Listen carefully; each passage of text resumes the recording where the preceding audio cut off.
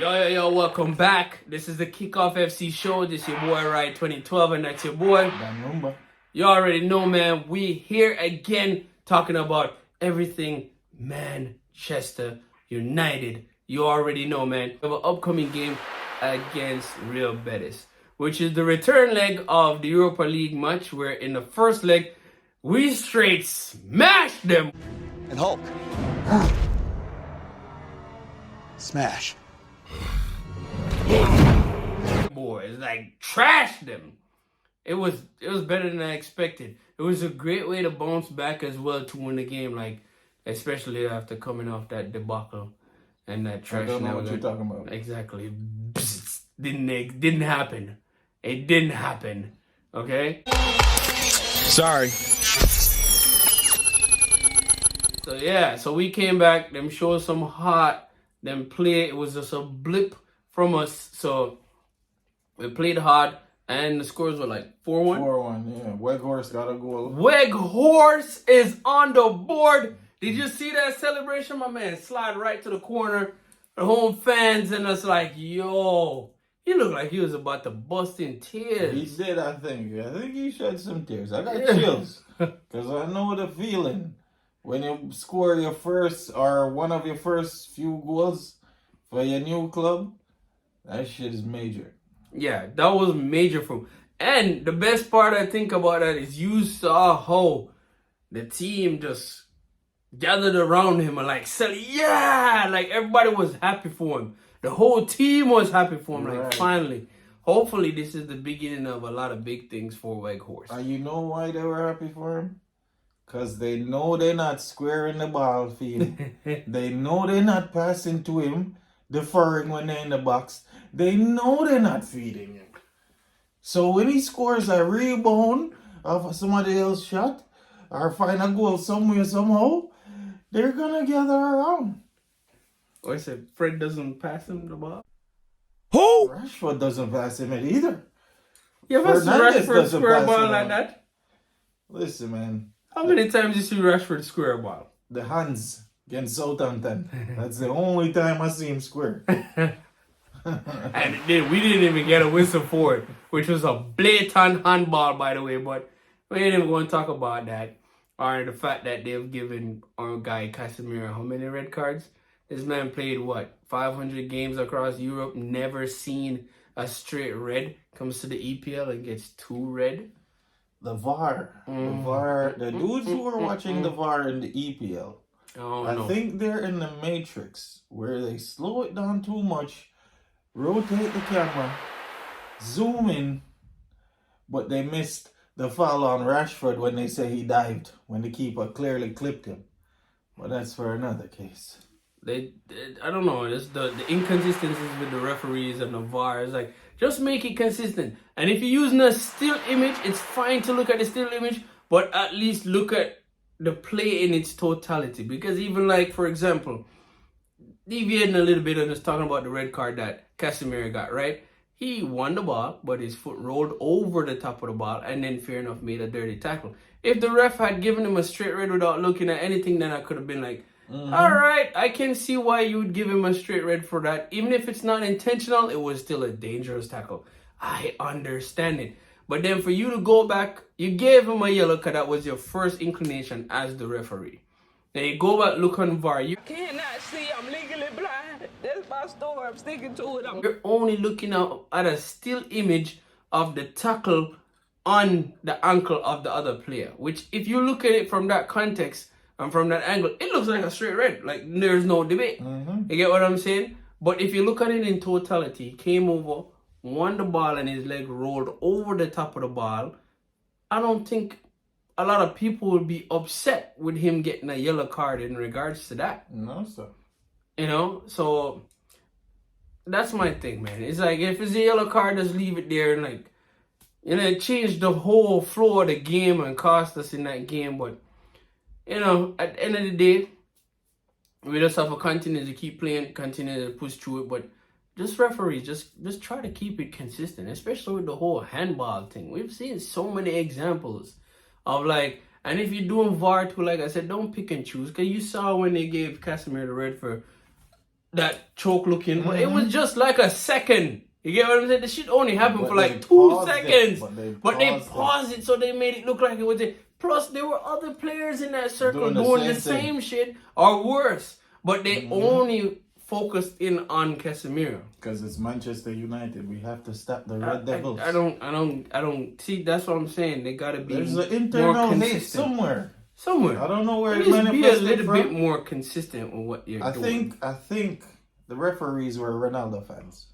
Probably. They're like, oh, you could send him away? Yeah, like that? Yeah. All right, I tell you what. That is not a penalty, even though it hit the guy's hand in the box while he was on the ground and blatantly bring his arm back. Nah, I don't think that's a penalty. Play on. I'm on to you. Play on. Stop it. Get some help. Yeah, whatever, man. But one point to VAR. My last point in terms of the referees. I think the issue, I just had this thought, to be honest. They probably should switch from actual referees officiating the VAR footage and have it go directly to FIFA headquarters or somebody higher up than just a regular referee. You know what I'm saying? So that when the call come down from FIFA, it's a FIFA thing. So it's not so much on the individual referees who are actually reffing the games on a weekly basis. Right. You know? Right. So you can have some uniformity in the decisions with VAR. I think that that actually sounds like a pretty good idea, but I think it might go to like the EPL governing or even that first even before it gets that. to like right, FIFA. Right. You know, and then they can take a look at it and see. But it's going to be hard because you're going to have a bunch of unbiased people in that room, which chances are they all have a favorite. You know, but I mean, once you work for the league or FIFA, you can't do favoritism. You know. Have you seen FIFA? Have you seen the corruption documentaries? Have you seen that? For countries, but not clubs. You know, there's a little difference. Hey, let's see. Anyway, we digress, but let's jump back into the Europa League against Real Betis. That's what's coming up this weekend. Actually, tomorrow.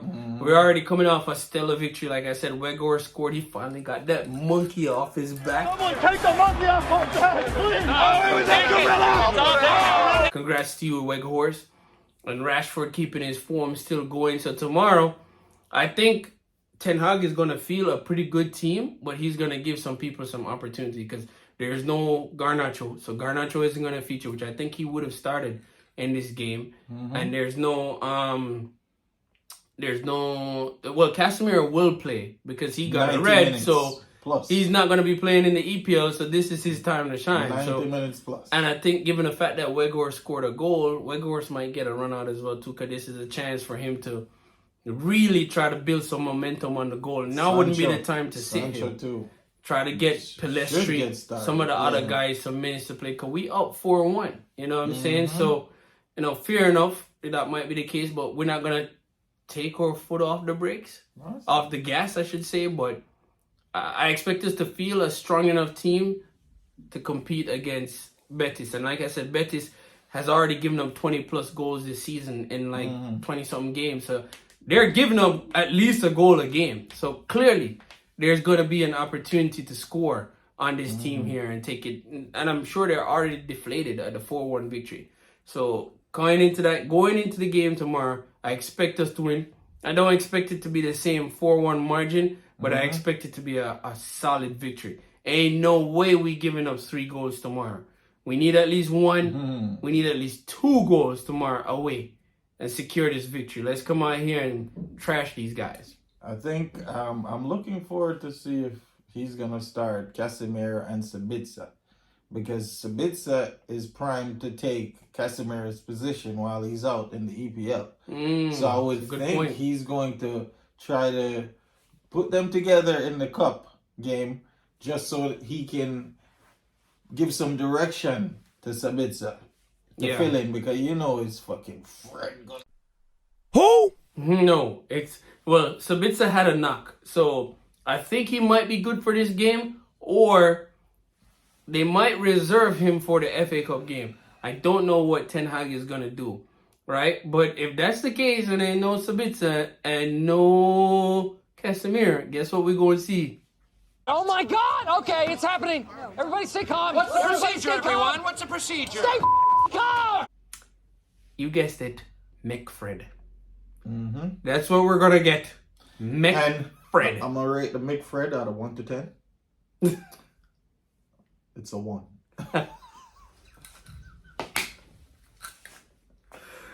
Oh man, fair to say we certainly don't miss the McFred combination, but we're gonna see it for the next 4 EPL games. So especially if Sabitzer has a knock, it's like no mixing and matching. Ericsson ain't coming back till sometime in April, so it's gonna be the McFred show. It's gonna be the McFred show. So anyway, I'm gonna give my prediction. I think the game tomorrow is gonna end up like a 2-2 draw. 2-2 draw? 2-2 draw. Yeah, I expect them to actually score for real because it's a home game. Yeah. And I don't think the boys gonna be playing too great because they're already assuming victory. Yeah. So it's probably gonna be a 2-1 loss for us. What? Bro, what are you talking about, man? Bro, You still gotta qualify and go through, you know what I'm Yeah. saying? So that's where I'm at with it. Cause we might feel a softer team. Anyway.